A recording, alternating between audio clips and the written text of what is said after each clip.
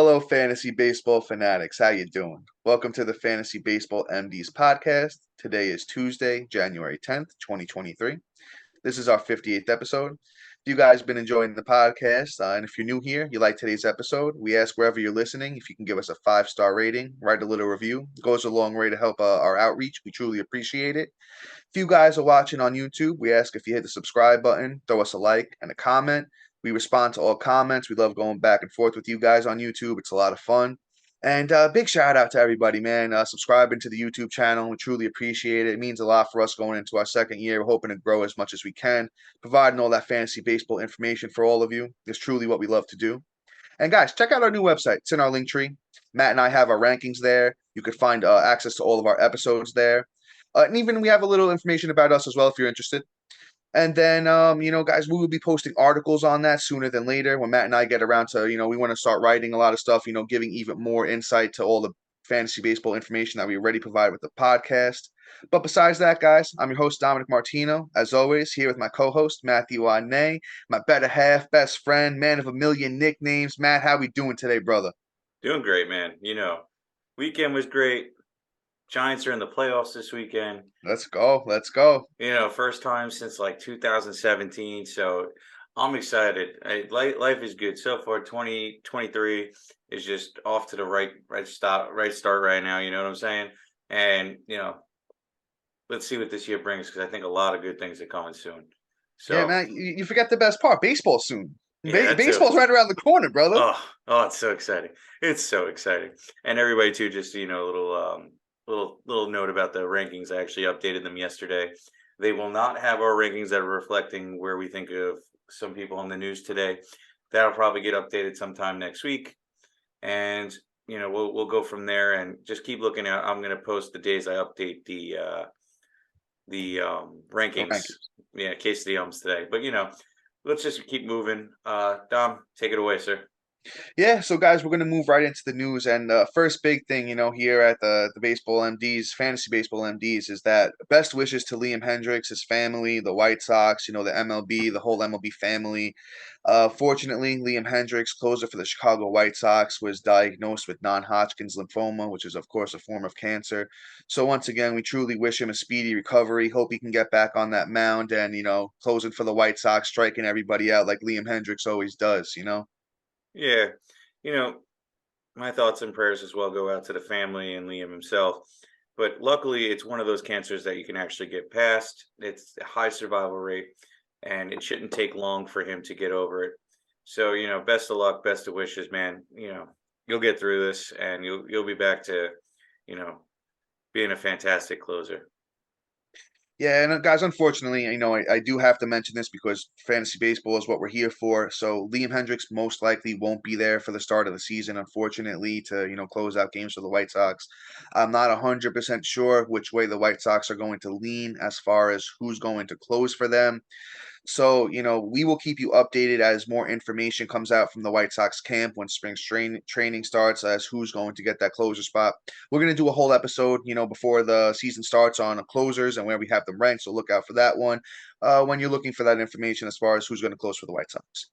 So move on to the next subject. I mean, I guess the Carlos Correa saga has come to an end. What is this, episode 6 now we're up to here with the Carlos Correa saga? Sixty So thousand. yeah, episode 60,000 of the Carlos Correa saga here. So he finally has an official team. Maybe we'll see. The Minnesota Twins sneak back in at the last minute, sign Correa to a 6-year, $200 million contract. And this is the best part that I read about this, pending physical. So, I mean, if anyone knows Correa's health the best at this point, it's the Minnesota Twins. But we will see how this goes. I'm pretty much going to say it's official. I moved Correa down one spot from 9 to 10 in my shortstop rankings. Took him off the third base rankings because he's not going to play third base now. And we pretty much have beat the Correa stats and everything over the head. So if you're looking for that kind of information, check the last couple of podcasts. But he does get a down bump from both of us, I believe. Matt, you moved him down as well, right? Yeah, moving down to 14. So him and Edmonds got a bump down. So Correa's down at 14. Edmonds is down at 15. All right. So Yeah, fair enough. I mean, I think we're just going to move on from that one. We'll head into the next part of the news there. So, next part of the news, something else we're not going to put too much into because, once again, if you want more information on Trevor Bauer, who I'm about to speak about, just go to one of our last few episodes, and we talked about Trevor Bauer a lot. But Trevor Bauer officially DFA'd by the Dodgers, and I believe they still have a couple more days where they can trade him. That's why he hasn't signed with anybody else yet, but I don't think that's going to happen. So, I'm hearing Cincinnati Reds. Maybe Trevor Bauer goes back to the Reds, which isn't that good because Cincinnati's a bad park for pitchers. We'll keep you guys updated. Once he signs with the new team, we'll have more information to work with, and we'll let you know where we have him ranked. Other than that, I mean, I don't really got much else. Matt, anything on Bauer? nah, and with this news now, you'll probably look at my rankings specifically and say I have him ranked in the 50s. Don't even go by that. He's going to be probably dropped depending on the landing spot, unless he ends up on like the Yanks or the Mets or something. Then he Yeah. might be able to earn that spot. But right now, don't just completely ignore that in our rankings. Other than that, it is what it is. I'm not even concerned. Yeah, fair enough, fair enough. All right, so now we got two topics here. Might dig into a tiny bit more. So Trevor Story, this one kind of came out of nowhere, guys. I don't think anybody knew about this. Trevor Story got surgery on his UCL, but here's the thing: he didn't get the full-blown Tommy John like Bryce Harper did. He only got the brace put in. So the difference is, Bryce Harper was projected to miss about like I think it's 6 to 8 months. Trevor Story is only projected to miss 4 to 6 months. So Trevor Story could be back anywhere between April and June, depending on how his recovery goes. And I mean, I bumped him down a significant amount. Trevor Story had a really bad year last year to begin with. He only hit 238. The counting stats were not there for him. I know he only played 94 games, but now he's hurt again, and then what was it, 2 years ago? His last year with the Rockies is 254. So things are trending down for Trevor Story. I moved him down to 14th at shortstop. Once again, guys, just want to point out that Matt and I's rankings are based on 5 to 5, 5 by 5, head to head category leagues. They also do work for roto leagues as well because those things pretty much will go hand in hand. We're not really big points league guys here at the MDs. We try and mention points leagues whenever we can. We try and give our little thoughts on it. But once again, guys, when I'm talking about Matt and I's rankings, or Matt's talking about our rankings, that's what it's for. It's for categories leagues. And with that being said, Matt, any thoughts here on Story as well? You moved him down a bit too, I would assume. Yeah, he's down at 16. Right behind the smooth criminal John Birdie, but that's just about it. I like that nickname. You've said that before, right? I love that nickname. Yeah, guy steals everything but your wife. That's without trying. You know, so let's move on to the Fair next enough. piece of news, man. You could take this one away. It's your boy. Yeah, yeah, of Starts course. All right. rolling. So this one's interesting. My Matt, cut me off here if I start ranting too long, because when it comes to some of my boys, I know I get a little long-winded. So that's why I got Matt here to keep me in check. But Fernando Tatis Jr. was officially cleared for baseball activities following his off-season surgeries on his wrist and shoulder. So from what I'm hearing, everything that I've read so far says that Tatis should be back after, he has 20 games left on his suspension from the start of the year. That would be on April 19th. So from everything I'm hearing, if everything goes well, fingers crossed for the guys that got Tatis and Dynasty and keepers like myself, he's back by that April 19th date. And I just wanted to see where he's going right now as far as NFBC goes.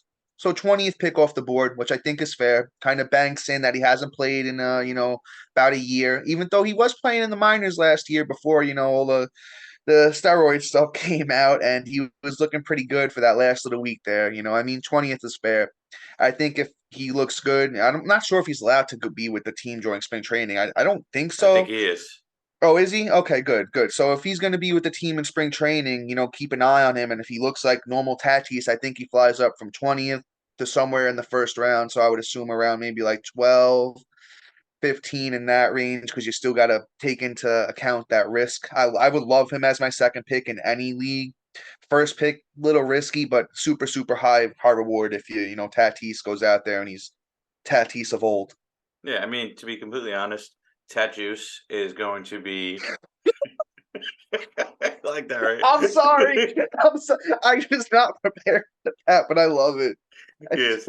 So Tad Juice is going to be probably, probably a 15th pick overall, if somewhere Yeah. in the second round. But To be completely honest, in dynasty leagues, if you're doing a startup, he's one of the top picks for me. Yeah, that's different because 20 games is nothing in compared to Yeah, the future. Yeah, and good I'm take, good take. and I mean to be completely honest, for the upside of just missing what 2 weeks of base, well, actually, it's a little bit more than that. It's what 3 weeks of baseball. Baseball. When's opening day? The 30th, Yeah, is it? it's March 30th, and Yeah. his first day that he can be back is April 19th. Yeah, so you're missing like almost 2 weeks of baseball, maybe two and a half. So I mean, for his production, I might even risk it, depending on what's there in the first round, maybe at the wheel, maybe 11. That's kind of where I would start looking at him. I wouldn't go anything before that. But Tatis is definitely worth it. I mean, the guy, when he was playing, he wasn't juicing, wasn't going off on crazy motorcycle things and just being hella risky. You know, he was an incredible baseball player. He could be one of those guys that could finish as the number one overall fantasy baseball player this year. So he is an incredible talent. That's why I say, like, hey, I start considering him around like 10, 11, 12. And if I'm on the wheel, to Yeah. be completely honest, he's one of my two picks. I probably wouldn't even hesitate. You'll see on this podcast, we are the Tatis truthers here. And, he's one of those guys that just have all the talent in the world. That speed power combo with the average and everything else just, has our fantasy Woodies going here, you know. Yeah, I'm just gonna chime in with this, and then we'll wrap it up with Tatis. So his last full year was 2021 as a 22-year-old.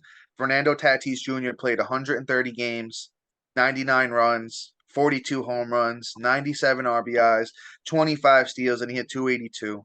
He's Mm, only going to be 24 this year, so mm. don't bury Tatis, guys. Don't be that guy that's like, nah, nah, nah. And even in the history of guys taking steroids in baseball, look at somebody like a Starling Marte, a Ryan Braun. These guys, they've always still been good afterwards. It's not he's not a product of just steroids. He was talented before the steroids. I mean, I don't know exactly when he started taking them, but he's been a talented baseball player since the kid's 16 years old. He's always been highly touted everywhere. But with that being said, let's end the Tatis love. And we kind of buried the lead. I didn't even tell you guys what we're really talking about today, but hopefully you read, the little tag there on YouTube, or the podcast note if you guys are listening on Apple or Spotify, wherever you may listen.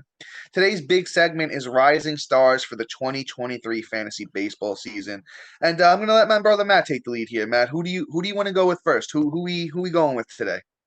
So, somebody true to my heart here. So, Mr. Italian Breakfast, Oh Lord, we love him. We love him. Mr. Vinny Pasquantino, you know, probably one of my favorite first basemen this year. One, he's coming at somewhat of a discount. Two, he is just, especially in a position where it's kind of a little light this year at first base. Two, that Kansas City team is just so sexy to me here. But it's one of those things where, just the fantasy like potential is just outrageous, right? Like, I just think that they're going to be so good this year, and Vinny's going to be part of that charge with him and Bobby Witt. It's just going to be outrageous. I mean, what he did in 258 at bats last year was just incredible, right? He had 25 runs, 10 bombs, 26 ribs, a stolen base, which is, a nice little chip in, and batting 295. That kind of production is just mwah, magical here. Just like my Italian grandmother does, that she makes something good for dinner. You know what I'm saying? She goes, mwah. He could really bring it home for you. Those power numbers are going to be incredible. This kid can hit you 40 bombs, and from what it looks like, he might be able to chip you in 10 steals, which that's really nice. We could see what happens. Maybe, I'm pretty maybe. hyped for him. Even that batting average. Yes, yes. I'm gonna stop. I'm drooling. I'm sorry, but the kid's just gonna be great. Yeah, man. I mean, I thought you were gonna even go a little bit longer, but yeah, Mr. Vinny P, the That's what Italian she said. breakfast. Uh, So, guys, once again, Vinny P, the Italian breakfast. If you guys listened to it all last year, Matt and I told you to go pick him up when he got called up. We told you to hang with him. We love Vinny P here at the Fantasy Baseball MDs, right? Matt read you off his stats. They're phenomenal. He's even good in OBP. He knows how to take a walk. He's good in OPS. I think all that stuff is even going to go up this year as a 25-year-old. Sky is the limit for Vinny P. I believe I have him ranked. Let's just make sure. I have him ranked sixth at first base. In love with the kid. As Matt is, I don't know how much more I can add. That Kansas City Royals lineup, they got Melendez, Bobby Witt, Salvador Perez. Matt, your boy, Alberto Mondesi, He ain't playing. He's Mr. Flanges himself. he ain't playing. He's going to be sitting in the hospital wing named Alberto's, the Alberto's Hospital of Phalanges. You Oh know, Lord, yeah, yeah, but that Kansas City team has a lot of high upside. It depends on when Vinny's going to be hitting. I think he could drive in, 90 runs. He could hit you 30 bombs, maybe a little bit more. Matt said 10 steals, and I was a little down on it. But in 2021 in the minors, he did steal six bases in 116 games. So maybe Vinny P could get you. I'm not counting on it. I don't think anybody is. Maybe chips in 5 to 8 steals would be nice. But guys, what we're really buying him for is the power batting average combo. You don't see that a lot. The young Jose Abreu type where he could hit you 30 plus bombs with that almost 300 batting average, a lot of RBIs.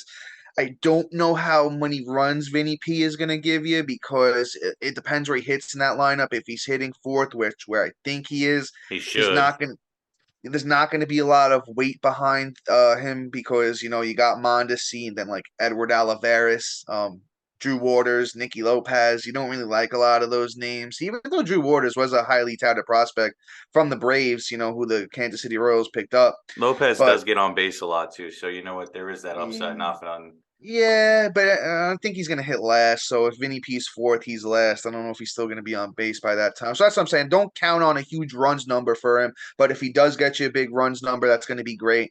But he's still a 3-tool guy easily, with the bombs, the RBIs, and the average, the Italian breakfast. Vinny Pasquantino, first baseman for the Kansas City Royals, is a beast. Matt, did you say you have him ranked as well? Do you want to throw that out there real quick for the people? I didn't. Sorry, guys. I got too excited. No, you're good. You're good, brother. You're good. He's my number six first baseman. So if that doesn't Yeah. make a statement, you know what I'm saying? Kid's going to be Cool. incredible. Yeah, Matt, you know what? We're actually right in sync with ADP so far, guys. And if you guys haven't been listening, if you're new here, we're using NFBC ADP because they're the only place right now we could really get drafts done. And I'm using the last month. Oh, wait, actually, I'm not right this second because I refreshed my page, guys. So let me just do December 10th to January 10th, and let's just see if no, okay, actually, he's moved down. He went down from the sixth first baseman to the seventh first baseman. So Vinny Pasquantino, you can get him at pick 96 right now, it looks like. And I mean, I'm not gonna say it's a value, like you're not like getting a steal with him. But the thing is, he does have top five upside, and my opinion, I know Matt agrees with him. And it's just Vinny P is great. He's going to be great in fantasy, guys. You go out there and pick him, feel confident in it. You don't need to think it's a risky pick because it's not. I know a lot of other people in the industry love him as well. He's kind of been a darling. Not, I won't be surprised if he moves up to pick 80. So if you're drafting now, you're drafting early, get him now and feel very very good about it. But let me stop there because a lot of Vinny P talk here, guys. Just go out there and get him and feel great about it. So who should I go into here? You know what? Maybe I'll save my Braves for last. With the Braves jersey on. We'll get into that a little bit. But let's go with somebody that I don't think a lot of people are talking about, and somebody that I absolutely love. Came up at the end of last year. It's Mr. Logan O'Hoppe. Now, if you don't know about Logan O'Hoppe, you're about to learn about him because the kid's an absolute stud, right?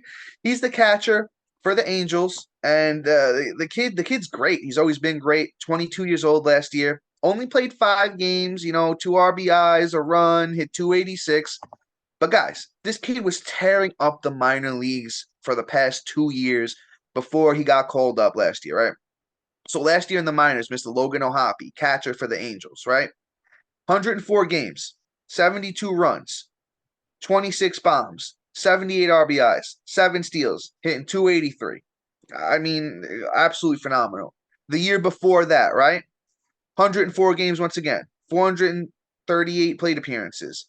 He had 51 runs, 17 bombs, 58 RBIs, 6 steals, hit 270.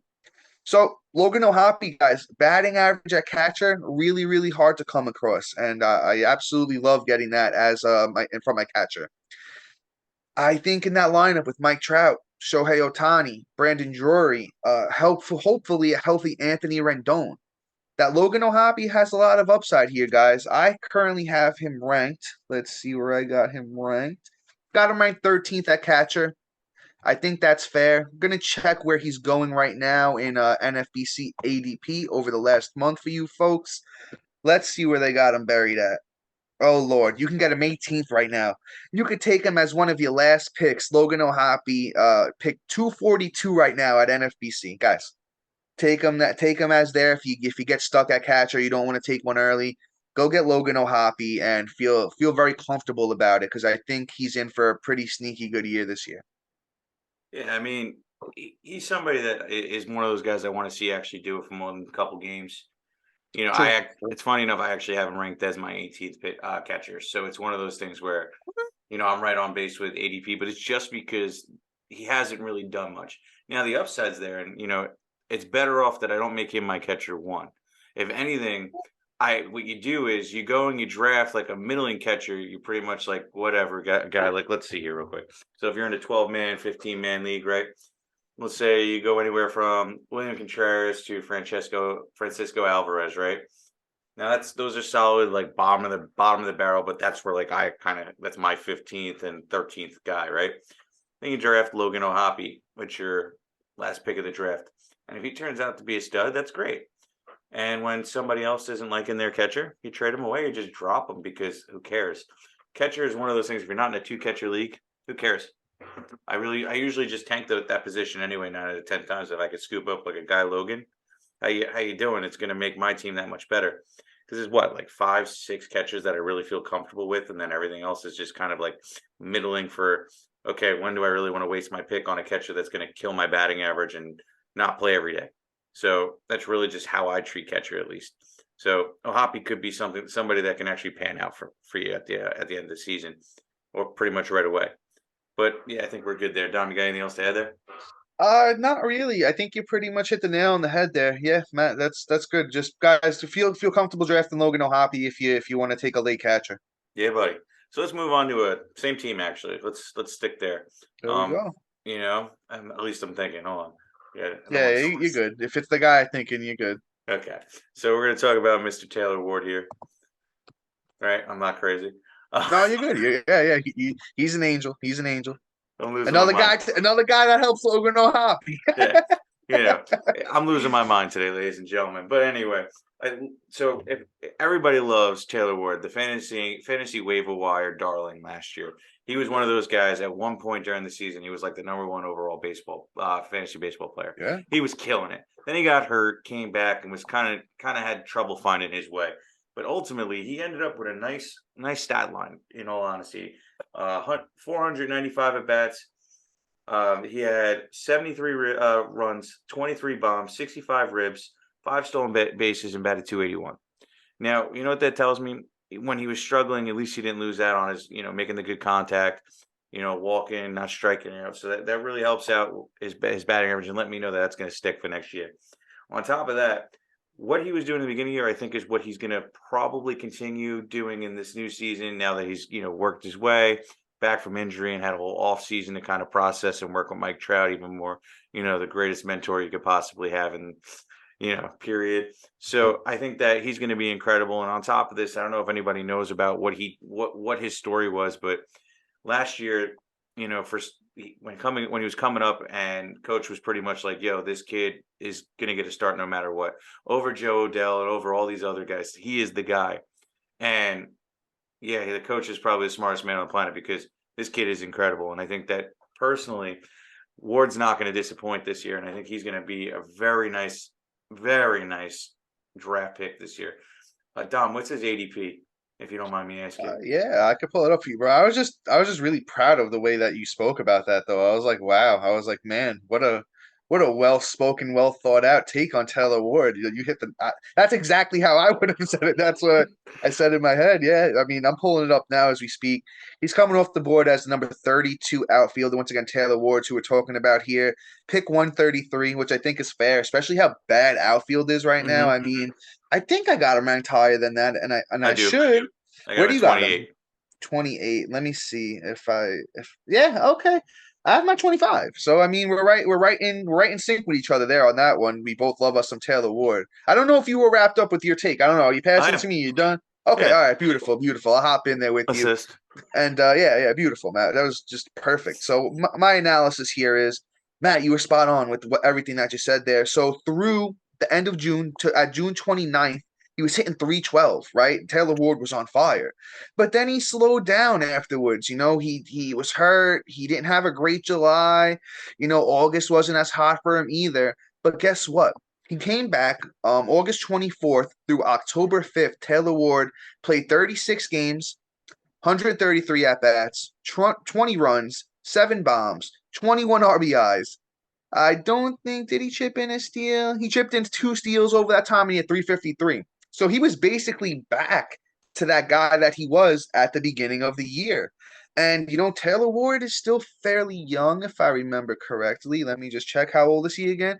Well, he's actually going to be 30 years old. I thought he was a little bit younger. That's on me, guys. He's going to be 30 years old. Oh, yeah, he's going to be 29 years old. Let me check it. 29 years old. A little bit older than I thought.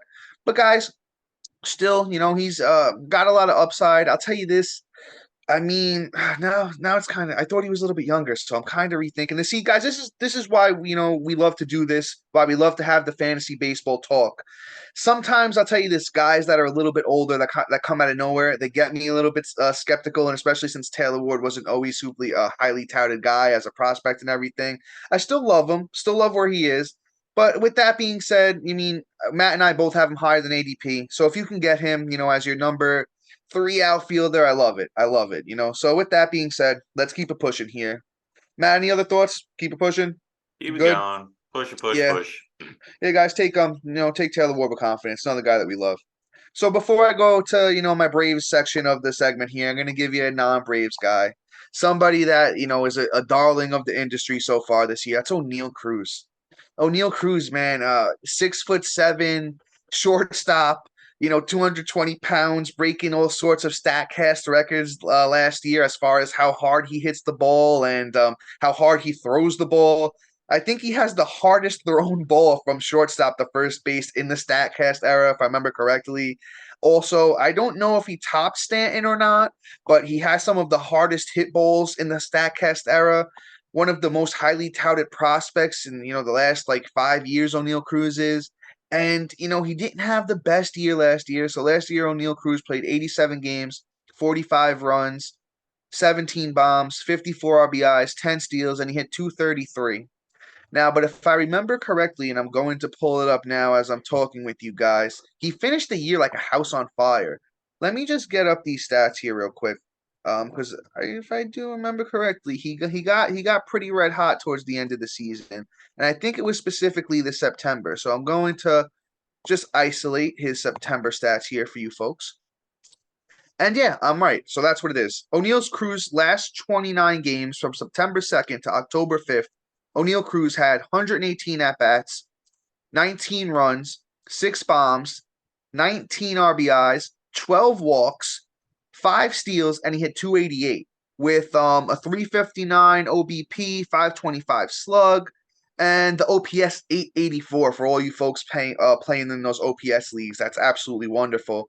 Now, once again, as a rookie, it's tough to come up. Not everybody is Tatis, not everybody is Soto. But O'Neal Cruz, he finally found his footing, and he was playing great down the stretch there. I think we're only going to see more of that this year. Now, the thing is, you're going to have to take the risk when you're picking him this year because, oh boy, is he going to. I thought Bobby Witt was going high. O'Neal Cruz is right behind him. So far in NFBC over the last month, O'Neal Cruz coming off the board as the number 8 shortstop, pick 78. Now, am I the type of guy that's going to take that risk? Probably not. In dynasty and keeper leagues, though, possibly. That's more reasonable. But guys, in leagues this year, don't forget the Pirates aren't a great team. Brian Reynolds is on his way out too. He's going to get traded sooner than later. So where do I have O'Neal Cruz ranked in redraft this year? Let me take a check for you folks. I got him ranked 13th, which I think is more reasonable than 8th, which is absolutely out of this world. But for a guy that, can possibly hit you, 40 home runs, he could chip in 25 steals. He could hit 275. The counting stats, I don't have a lot of, hope for those. But man, if he's going to contribute that well in those 3 categories, he might pay off. But I think you're paying for his almost his highest floor if you're picking him as the eighth shortstop off the board, pick 78. You mean ceiling, but I got you. Yeah, yes. Thank you for catching me on that. Appreciate. That's why I got you here, brother. But I got you, man. But I guess I am way behind everybody. I am just like it's funny. So yesterday I had him ranked 23 as my shortstop. Now I have him ranked Okay, 17. I that's just fair. I just don't like the Pirates in general, and Yeah, and personally too, it's just one of those things where I just want to see him do more. Like that, the end of the season's great and whatnot, but there wasn't more to it. And it's not like the team got better. I feel like it got worse unless they start calling up some other it's going to get worse. yeah, unless they start calling up some prospects this year. I don't see the situation getting any better. So like to draft him as the 78th overall pick is just not fun for me. He's going to be great though in dynasty and keeper leagues, more dynasty. That's a guy I'd be targeting. He's either going to get traded and then he's going to be like the best player in all of fantasy because once the Pirates trade a player, they instantly become phenomenal. Yeah, So man, I'll make you laugh. That's what my dad's been saying. My dad, like every day, oh, that guy on the Pirates, the shortstop, he's gonna get traded. They're gonna trade him. I was like, maybe. they're gonna trade him for like their soul from the other team, but it's fine because it always pans out. And it's funny, but then again, it won't be their soul; it'll be their cousin's soul who's worth nothing. So it's just whatever. It's the worst organization in all of baseball. So that's why I stay away from O'Neal Cruz unless I catch him late rounds, which just isn't going to happen this year. But I think he's Yeah, going to be a rising star. He's in this category more for dynasty than anything else. I But agree. let's move on here. I'm going to switch it up from bats, and I'm going to talk about Mr. George Kirby. You Oh know, Lord, man, you're gonna make me drool because when I saw you wanted to talk about him too, I was like, I love George Kirby. Kirby's great. He's a beast. I love the kid, and it's funny too because he has a like last week's show when we were talking about Gilly Gilly. It's kind of that same thing. He comes out his first season, and he pitched a lot of innings for a first season too, 130 innings, and he actually dominated. And he was very, very good, and the command was there, everything was there, and he really put up nice stat lines. And here's what it is: in 130 innings, he had 8 wins. He had 133 Ks, so that K per nine is looking real nice. A 3.39 ERA with a 1.21 WHIP. Now the WHIP's a little high, and I think that comes down this year. I think that's first year jitters. The Ks are just going to keep coming, and hopefully he can improve on that and build on that and be more of like be more of a strikeout guy versus just a solid K per nine. And then the wins are going to be there because Seattle's just incredible, and they're only getting better. So I think this kid has all the upside in the world. Right now, where I have Kirby is probably more on like the lower end. I'm sure people are blowing him out the water, but I'm a little more reluctant, but I still have him pretty decently high. It's about 38 for me. Oh, it's You know, perfect. It's perfect. I hear people they're a little bit more bullish on him, but right now how I treat him is he could be the next Gilly Gilly, or one of these other guys we've mentioned that can really take that next step and be a top arm. It's crazy. For a long time, we weren't getting these great pitching prospects or guys coming up, and now out of nowhere, just like it's being infused the league with all these great arms, and he's one of these top end guys. And we haven't had like an elite four in a while. I think in the next couple of years we're going to see it. And he may be part of that elite four. God, I miss those days. Yeah. Anybody doesn't know what I'm talking about. That's that back with that Scherzer, Sale, Kluber, and DeGrom. Like that was that elite four. I think that's about to come back with some of these guys. It's going to be great, great fantasy baseball stuff. So I would draft him with confidence this year. Yeah, man, you hit the nail on the head. It's kind of done a flip as to where the past like maybe 3, 4 years we saw a lot of great hitting prospects come up and excel. As I mentioned earlier, you had Tatis, you had Soto, you had Acuna, you had all these guys hitting prospects come up out of nowhere, and we were kind of getting stiffed on the pitching prospects. But last year specifically, like there were so many of these young great pitchers that came out of nowhere and that absolutely blew the league away. And it's actually great. It's great. It's great for fantasy baseball. It's great for real baseball. But man, George Kirby, I have him ranked 35, Matt. So I think we're right in sync on that. With him. But even NFBC ADP over the last month, I mean, George Kirby is going off the board 41. And once again, guys, if you don't know about NFBC ADP, they have relief pitchers and starting pitchers. Grouped into just a pitcher category, and you cannot separate them, unfortunately. So I would say that's probably somewhere around maybe 35, 32 in that range. So Matt and I are kind of right in step with the industry. Maybe a snip lower, and that's pick 105 for George Kirby. You can get George Kirby as your number four, maybe if you can get him as your number four. I think that's solid. I would no, I would take him as my number four and be happy about it. But starting pitching so deep this year, I mean, a lot of guys I'd be happy with as my number four. But Matt read off his stats. Absolutely great last year. Last year for George Kirby. Whip was a little high at that 1.208. So like Matt said, pretty much a 1.21. But look at a guy like Shane McClanahan in his rookie year. He had that high whip, came back, figured it out. A guy like Blake Snell, high whip, came back. I think it was the second or third year, won the Cy Young. So we could see the same with George Kirby. And the thing is that he has great mentors there too. He has Logan Gilbert. He has Luis Castillo. He has Robbie Ray. So when you have guys like that to mentor you and teach you how to pitch and just come along. And I'm not sure. I don't know George Kirby, but I'm assuming he's the type of guy that's going to go to these guys. Hey, what can I do better? What kind of advice you can give me? Take that in and then apply it to his game going forward. Think the sky is the limit for somebody with George Kirby. I was talking to one of my friends in our home keeper league that has him. So, yo, you keeping George Kirby? But I love the kid, man. Go out there, take him as your number four pitcher with confidence. Maybe a little shallower leagues, you get him as your number five, and you could walk away with a potential top 25 pitcher for this year. Maybe I'm a little bullish on saying that. But real quick, before we move on to the next guy, we don't talk about it all the time. We talk about it every once in a while, but FIP, George Kirby's FIP was a 2.99. So once again, FIP is fielding independent pitching. That kind of takes away, errors and all that stuff when the field isn't doing what they're supposed to do. If he had like perfect kind of fielding, his ERA could be even lower. But with that being said, let's move on to our next guy. And that next guy is somebody I love, one of my big pickups from last year in almost every single league that I was in. It's Mr. Spencer Strider. And actually, I got to do a little spin because my girlfriend actually got me a Spencer Strider jersey. I don't know. Can you Ooh. see it, Matt? Can Yeah, you see it? oh yeah. Got myself a little Spencer Strider swag. Thanks. Shout out to my girlfriend, Stephanie. She's the best. That was one I was very shocked and surprised that I got when Christmas came and I was opening presents. So that was a good one. So, Mr. Spencer Strider, guys, where do I start? I don't even know. Let's start with this. He throws the fourth hardest fastball in all of baseball, right? 98.2 miles an hour on average. He broke the single season record for in-game strikeouts, struck out 16 in a game this year. He's got a killer mustache. I don't know if that helps with the pitching, but man, guy does everything. And let me read you off Spencer Strider's stats from last year, right?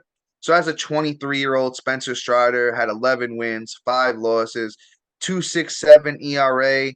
That was 20 starts though, 31 games overall. He did come out of the bullpen at the beginning of the year.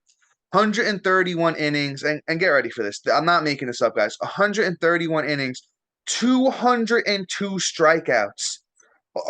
Excuse me? 71 more strikeouts than innings pitched. You never see that. That's like vintage Max Scherzer, Verlander stuff, Randy Johnson, and then a 0.99 whip.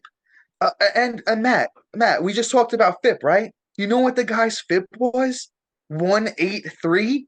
So he had a 2.67 ERA and a 1.83 FIP for Spencer Strider. Man, I mean, I think the sky is the limit for this kid. He was pretty solid down in the minors in 2021. A 3.64 ERA, 21 starts, 94 innings, 153 strikeouts with a 1.10 WHIP for Spencer Strider in the minors 2021. And I mean, I know he's coming off the board fairly high right now, and he's going to NFBC is coming off the board as the number 9 pitcher right now, which is super high, third pick 35.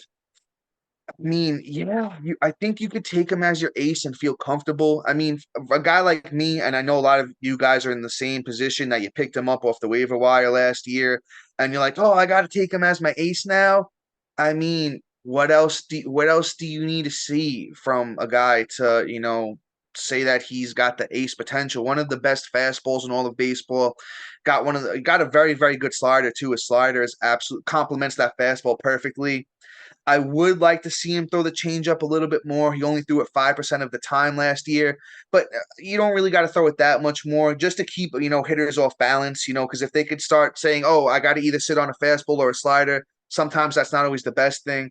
But then again, look at a guy like Blake Snell. Got one of the worst changeups in all of, MLB.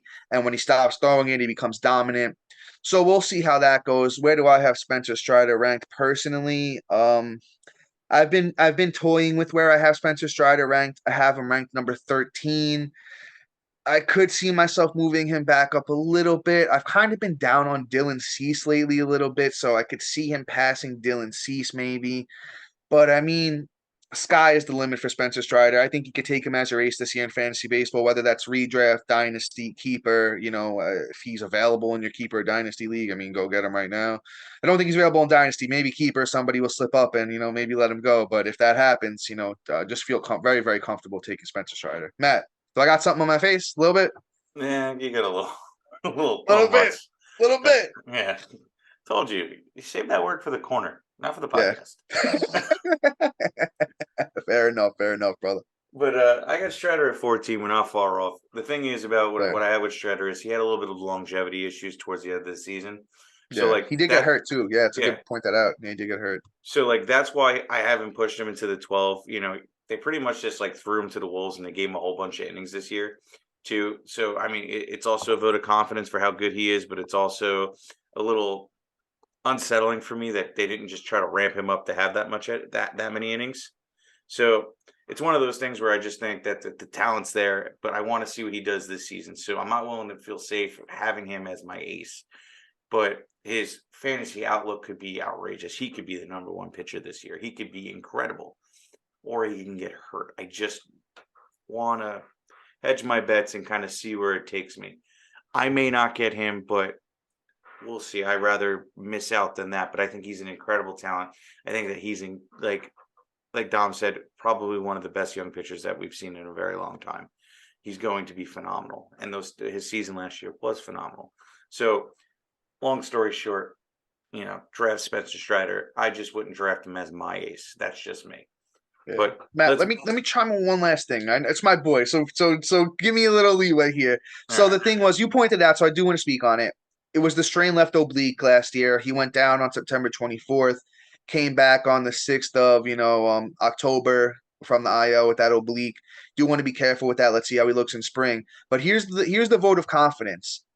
A few days after the Braves activated him from the IL, they signed him to a 6-year, $75 million contract. And the Braves have always been good with, young players. So if they have the faith to sign him to a 6-year deal, I mean, things look good for Spencer Strider. But I'm sorry, man. I didn't mean to cut you off, brother. Let's move on. Let's move on. You're chilling. Fair point. But I'm going to move on to one of my favorite young guys that got called up last year. Same kind of profiles on Neil Cruz. Same kind of situation, too. And, let me stop teasing this and just say it's O'Neal Cruz. I mean, not O'Neal Cruz. Riley Green. See, I'm doing good. I'm thinking O'Neal Cruz. But Riley Green, right? Another bad organization, another bad team, but a lot of power, a lot of potential. And he was one of the better prospects that were called up last year. I think he was the number one prospect at one point. Right, exactly.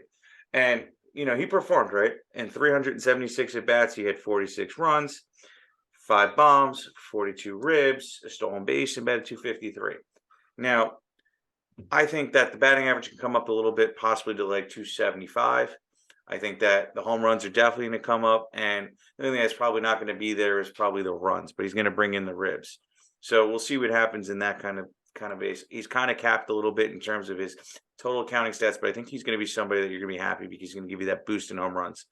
I'm just flawed by what he can do, and if they can bring somebody in, I think that the sky's the limit. Because honestly, I did think that Correa was going to land in Detroit and not in the Twins again, but that was just me.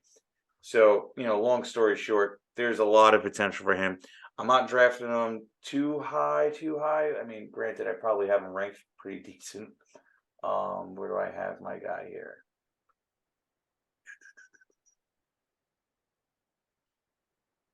Sorry, guys.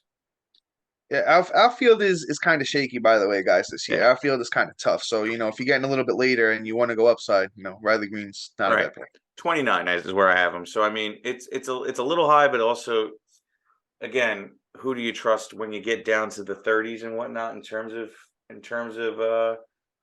picking these guys. I just like Riley Green. I think that at least the home runs are going to be there, especially you know what guys that haven't been hitting home runs last year was probably the worst year of home runs in all of baseball.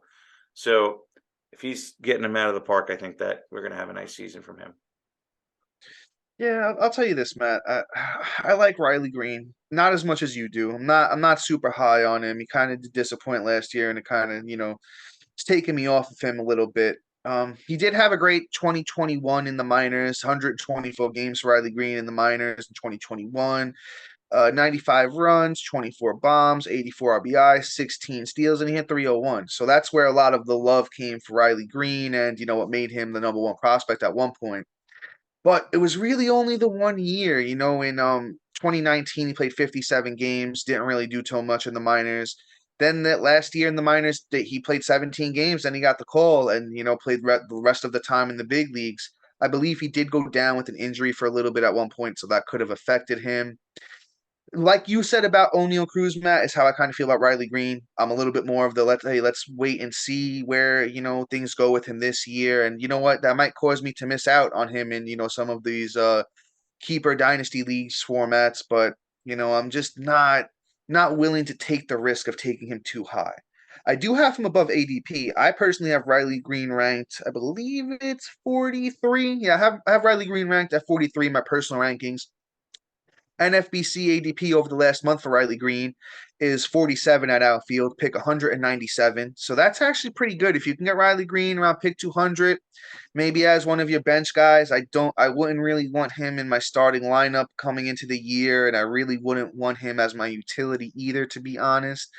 Because as Matt said, the upside is kind of capped by the team he's on. If he was on a better team, better situation, maybe with a veteran bat that was good that could teach him a few things, which isn't really the Detroit Tigers case right now. I'd like him a little bit more, but he's going to kind of have to be the guy over there. Spencer Torkelson too. They're really going to be relying on them too. Javier Baez really didn't do much last They year for also them. got Badu too. Don't forget about him. He Yeah, had a little down actually, that's a season. that's a great point, Matt. We got to talk about Akil Badu on another day, guys. Don't forget about Akil Badu. He's going to be, hopefully healthy this year and can get some bats for the Tigers.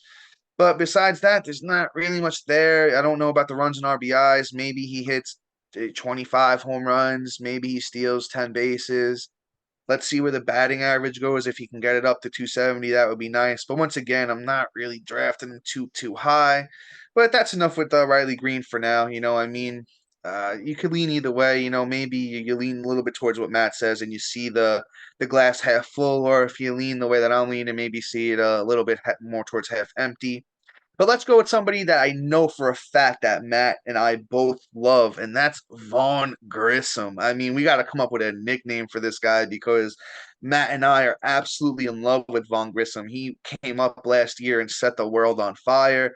And once again, as I pointed out with Strider, the Braves have been absolutely killing it with their prospect game over the last few years. So Vaughn Grissom got the call last year, played 41 games, 141 at bats, 24 runs, 5 bombs, 18 RBIs, 5 steals, and he hit 291. I mean, what more do you want from a late season call up than all of that? By the way, just a shout out for you guys playing in dynasty leagues this year, or like keeper leagues. He's not prospect eligible anymore. His time is was used up last year, so you're not really going to be able to take him in. Your minor league drafts, because he's not eligible there anymore. But last year in the minors, Vaughn Grissom killed it too. 96 games, 72 runs, 14 bombs, 67 RBIs, 27 steals, hit 324. So let's even go back to 2021 in the minors for Vaughn Grissom. 87 games, 64 runs, 7 bombs, 43 RBIs, 16 steals, hit 319. The guy just keeps on doing it. He's only going to be 22 next year, and he's just being slept on right now the drafts that are going on right now.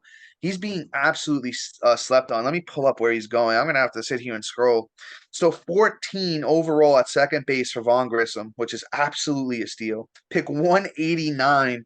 It's just mind blowing. What's everyone doing right now? I think some, and this is over the last month too. So I can't even say that's after Dansby Swanson goes to the Cubs and Vaughn Grissom has a starting job. I don't think the Braves are going out anywhere else. I have Vaughn Grissom ranked fifth at second base, and that's super bullish. But at second base, who else are you going to take over him? All right, maybe you can argue for Andres Jimenez, who had a great year for the Guardians last year. I can see people arguing for that. All right, so maybe sixth. You're going to take Max Muncy over him. You're going to take Brandon Lau over him, who was hurt all last year. You don't know what you're going to get out of him. You're going to take Ty France over him. Like, I just don't know who else to put above Von Grissom at this point on second base. So if I can get him at pick 189, which I'll take him way ahead of that, I feel great taking him as your starting second baseman this year and just laughing to the bank with it because I'm going to throw out a potential stat line, what I think Von Grissom could do. He's probably going to be hitting lower in the Braves lineup, right? But I'm just going to give you what I think he can do. If he plays 150 games, that's hopeful. That's hopeful. I know. I could see 80 plus runs, 17 to 20 bombs, 75, 80 RBIs. I think 25 to 30 steals with a solid batting average. I want to say 280 plus batting average. Come on. I mean, like, why would you not want to take all that? And that's just me, like, kind of playing it safe with that stat line. But I think that's around what you're going to get with Von Grissom. Right. I think it could even be better than that. I mean, Yeah. way I look at it is if anything, he's going to start hitting low in that lineup and then move his way up. Yeah. Yeah. Because Swanson was hitting high up in that lineup. Who's really going to overtake that? Because I mean, just what it's going to be: Albies, Acuna, and then what? Olsen.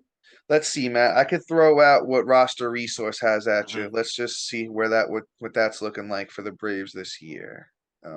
As I'm pulling it up, you can keep ranting. Yeah, because I mean, he's going to work his way up higher. He may start off with like a quarter, like a whole month of April, hitting lower in the lineup. But what he showed last year in terms of the team, like he started really going off, and he was getting trusted in that lineup, and he was moving all over the place. Especially between lefty righty splits and things like that. When they're trying to move around that roster, he might get higher in that lineup and start really earning that spot. And he's going to because the kid's absolutely incredible. And, when Dom said he took the name today, I was just like, "You kidding me, bro? This could be one of my guys." He was cheating. He's like, "Oh, yeah, we're gonna do this segment. And these are my guys." He already thought about it. Yeah, sticker. I You did know, do that. I yeah, did he that. totally This did. is one of our guys, though. He is one of our guys. Yeah. Matt and I are going to be fighting over him in all of our drafts this year. He's gonna be absolutely incredible. I mean, to be honest, like the sky's the limit with this kid. And personally, like he hasn't even gotten his man body yet. You're gonna hear us say this all year.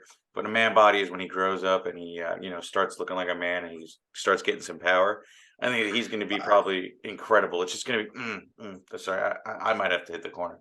Oh, Yeah, Matt, real quick, I didn't even realize he's 6'3", 210. I didn't know he was 6'3". He's actually a big kid. So, he gets up to like 220, puts a little muscle on him, that It's power gonna is be going to be great. there. He's going to be more Yeah. than a 20 I home mean, run guy. and Matt, he's only going to be 22, right? He's only going to be Yeah. 22 this year. So Von Grissom's still, as we saying, a rising star. And Matt, I'll give you the lineup according to roster resource. Then you tell me what you think. Mm-hmm. So Ronald Acuna first, Michael Harris second, Austin Riley third, Matt Olson fourth, Sean Murphy five, Ozzy Albies six, Eddie Rosario seven, Marcelo Zuna eight, and Von Grissom nine. I do like Von Grissom at nine for the RBI potential because then when it comes around, he's got Acuna and Harris, Mm-hmm. No, So I, or even I'm sorry, I said it opposite for runs, not runs. RBI. That's for runs. For runs, I did say that backwards. So he's got Acuna and Harris to drive him in. So I like You the know, run potential. it's scary too. That lineup is just so stacked from 1 to 9. Like Deadly, deadly. it's insane. And it's funny though, like I'm a big Ozzy Albies guy, and the fact that he's hitting 6 is scary, but I could see it too. So like it's just like, whoa, the only thing that's gonna suck is he's just not gonna have as many at bats this year because Yeah, he's that's gonna be true. hitting towards the end of the lineup. But at the same time, again, I think he moves up.